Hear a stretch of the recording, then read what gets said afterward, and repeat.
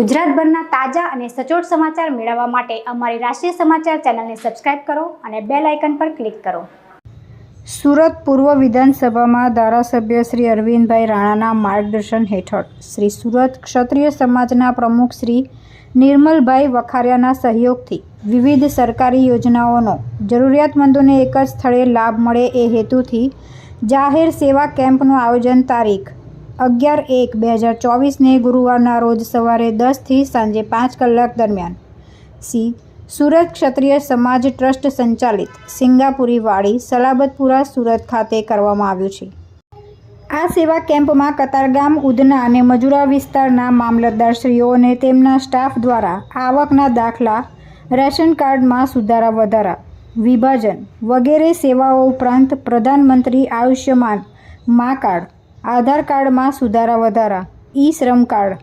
NFSA દાવા અરજી, પાન કાર્ડમાં સુધારા વધારા જેવી લોક ઉપયોગી સેવાઓ એક જ સ્થળેથી મળી રહે તેવી વ્યવસ્થા કરવામાં આવેલ છે। હું અરવિંદભાઈ રાણા, ધારાસભ્ય સુરત પૂર્વ વિધાનસભા। આજે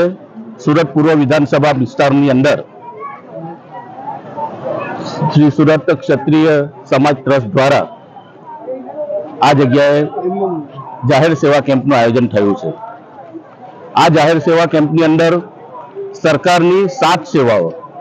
એક તો રેશન કાર્ડ જેમાં સુધારા વધારા કરવાના, આવકનો દાખલો, આયુષ્યમાન કાર્ડ, ઈ શ્રમ કાર્ડ, NFSA દાવા અરજી એટલે કે મફત અને સસ્તા દરે જે અનાજ આપવામાં આવે છે એની દાવા અરજી સ્વીકારવાનું, પાન કાર્ડમાં સુધારા વધારા અથવા નવા કરવાનું, આ ઉપરાંત આધાર કાર્ડ,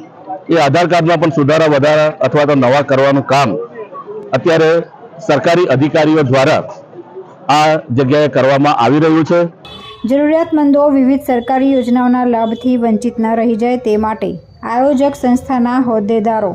કમિટી સભ્યો તથા ધારાસભ્ય શ્રી અરવિંદભાઈ રાણાની ઓફિસનો સ્ટાફ છેલ્લા 15 દિવસથી જરૂરિયાતમંદોને માહિતી આપવામાં તથા ફોર્મ ભરવામાં મદદ કરી રહ્યા છે। તુલસી શર્મા સાથે રાષ્ટ્રીય સમાચાર સુરત।